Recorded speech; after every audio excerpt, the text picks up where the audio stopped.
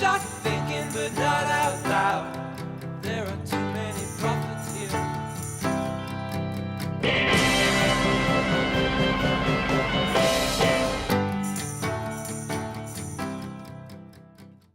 Welcome to the first ever episode of the KETcast. That song you just heard was called Prophets by A.C. Newman. If it sounded a little familiar to you, you might have heard it on the television show How I Met Your Mother in one of the season finales. Alright, I decided to do this podcast as a sort of 1 year anniversary for myself. If you guys enjoy it, maybe I'll do another one. As of right now, it looks like it's probably going to be a one-off. Maybe, maybe not.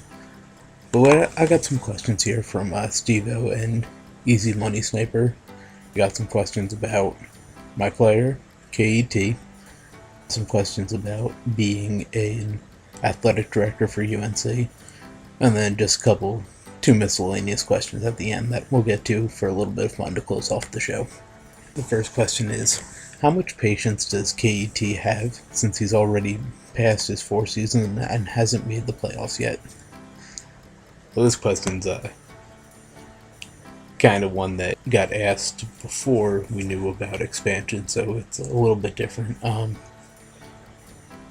If expansion was never going to happen, KET was probably going to play the vast majority of his career with the Knights. I'd imagine at least into his 8th season, and then possibly been a free agent during his regression years. My plan with KET is actually to build a really good player, not an awesome, elite, or great player, just build a really good player, and then bank as much TP as possible and see how far I can last with him. So, I was still going to be pretty serviceable into those regression years when I was going to plan on free agency. But right now it looks like he's going to be with the Houston Ravens. I'm still going to try and play him out as long as I can, though. Do you think KET has a chance to win MVP in the near future? Again, like I just said, KET's real goal was never to be an elite type player, just to be really good for as long as I'm possibly able. So I don't think I'm going to be the MVP. We got guys like Creed who are better. They're better now. Lefty's better now. And then we're going to have players who are going to be better at my position. Ballhard D-Waiters, Pander's player, Jamerson. So I don't really see myself as being MVP quality. I think I might struggle getting a small forward or shooting guard of the year trophy. Steve-O wanted me to name 3 players you would really want to put on a poster.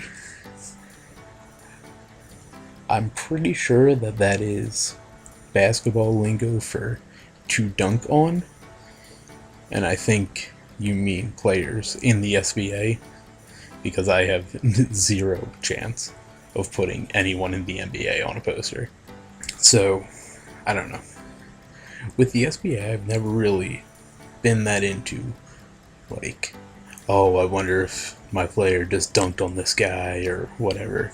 Because that doesn't really show up in the stats sheets at the end of the game anyway. I can look at how many threes I dropped, or, how many free throws I hit, or steals, or any of those other stats, but there's no, this is how many times you dunked. This is who you dunked on. So, I've never really been that concerned.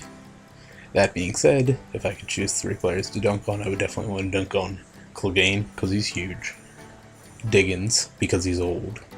And EMS betrayed me at UNC.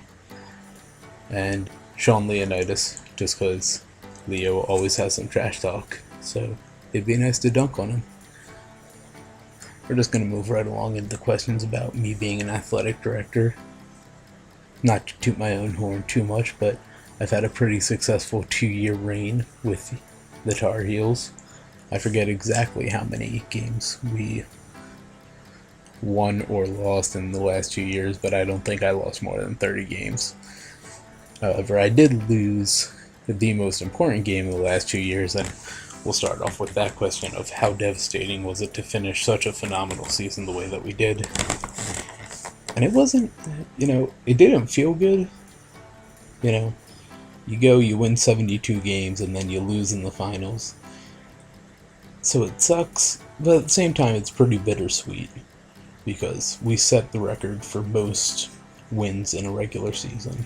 We were easily the best team, and like March Madness isn't a true playoff style where you get multiple games, it's just one and done. So like, I know that last year the Tar Heels were the best team in the NCAA. The fact that we lost 10 games all year, 11 counting that championship game, I'm not really going to get in a huff over it. People wanted to know what my approach to setting up a depth chart was, and I honestly don't have that big of an approach to it.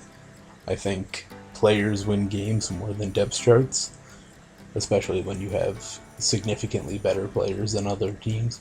So I'm really, my entire strategy as an athletic director, get the best players available, get the best recreates available, and just go ham on other teams. In the year that we won 72 games, I changed the depth chart a total of 2 times. The first time I put Salaminos as a scoring option, and I kept him there for 2 sims, and then I took him off. And those were the only changes in my depth chart. And we made those changes because we were essentially trading off points for rebounds, and Plutarch really wanted to get the single season rebounding record, so we chose that, took him off as an option, and he was just, the great player that he was last year. How did your success grow so quickly here at UNC? I don't think my success at UNC grew quickly at all, to be totally honest. I took over, it was a very bad team.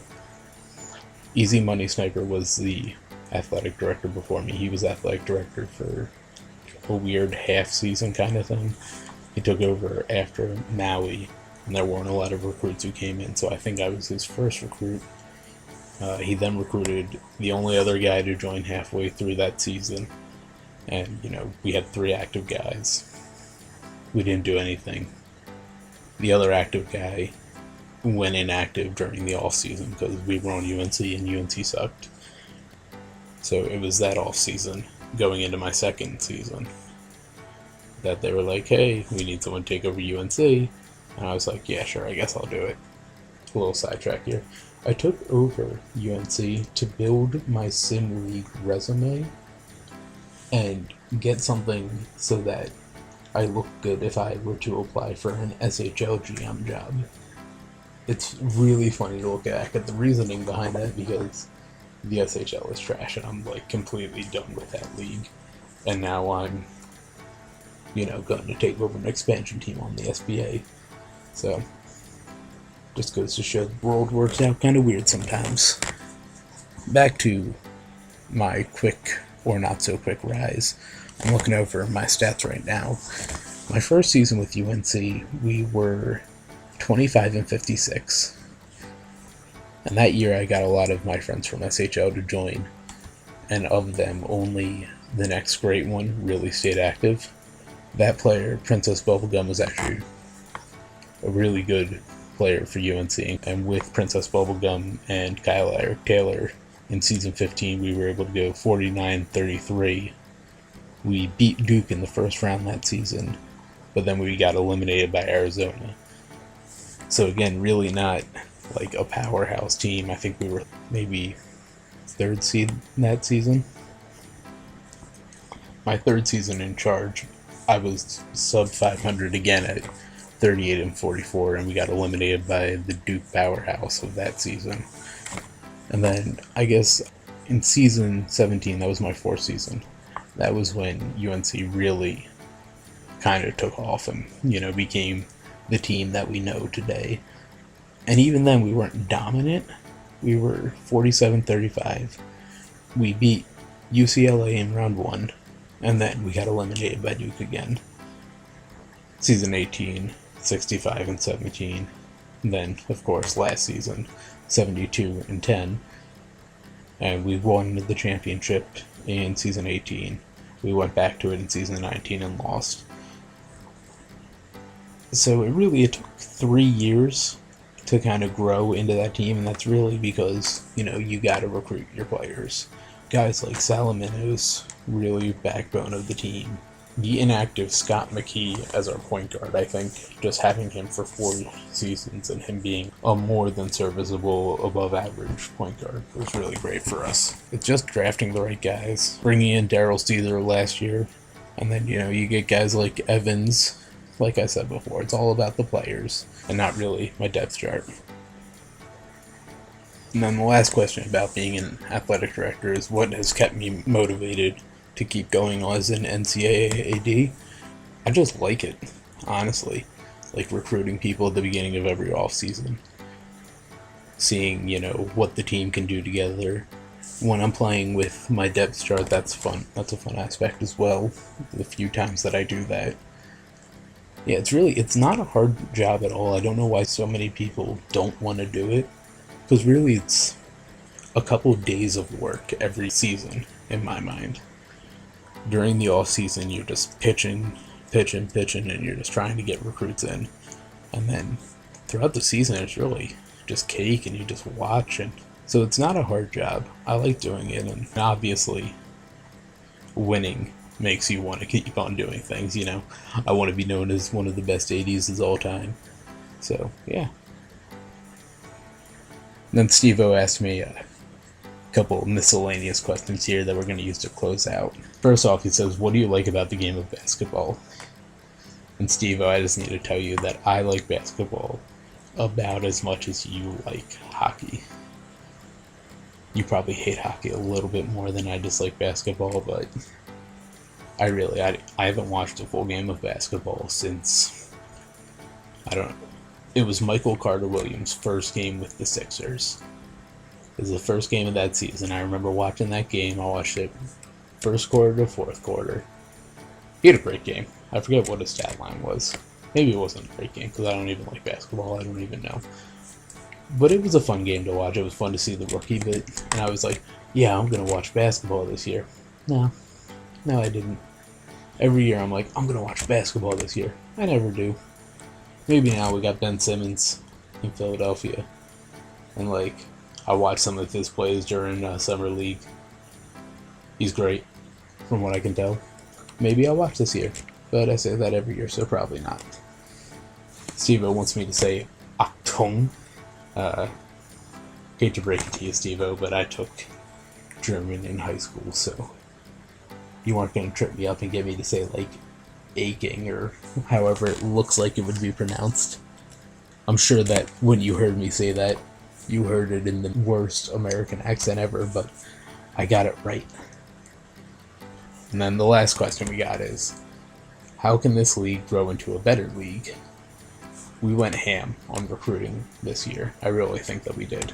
The recruiting drive that Mulhall put out was, it really got people who don't normally recruit for the site to go out and try and get that little bit of extra TPE for themselves. The 20 TPE for incoming members looked great, even though it's essentially only a 2 or 3 TPE advantage. But the way that we make this a better league is just keep these recruits. We got to retain people. I think this year's going to be a great year for the NCAA. There's going to be a lot of parity. The last 2 years, UNC's pretty much run over everyone, and as much as I hate to admit it, with Easy Money Sniper leaving the Tar Heels, it kind of brings us back down to earth. I don't think we're going to finish. I wouldn't bet on us to finish at the top of the league. We just said Maui tonight, and as we saw there, Duke beat UNC. So clearly anyone can beat anyone in this league. So I think that's going to be fun. It's going to be a fun league to watch, fairly exciting. So hopefully that'll help us retain members. And, they'll move through the NCAA hopefully quickly and up onto the SBA. And that's the deal. You recruit, you retain, you keep the wheel moving. So I'm excited. I'm excited for the future of the league. I think expansions come at the best possible time. There might be a weird period where teams are still getting sorted out and everything. but it opens up playing time for everyone, and I really think that this is going to help our semi-active members who were like really pushed down the depth charts. It's going to help them get playing time, which will increase their interest, so our semi-actives will hopefully become more active, regular active members. It's really not going to do much for our already active members, but in helping those semi-active members, it's just going to help the league. Those are all the questions we got. Thank you to Easy Money Sniper and Steve-O again for asking them. Not sure if I'm doing this again. Actually, I probably do have at least one more podcast in me this season if people want to ask me a lot of questions about the expansion team. I don't know. I'm just excited about that as a new GM. But if you want to know about the Houston Ravens, ask me questions. I'll do another podcast and I won't have to, spend 2 hours researching and writing an article. So thank you, SBA, for tuning in. And once again, this is AC Newman's Profits. I was a silent partner, I found myself with the rabble who stood on the mound. Hip shot thinking, but not out.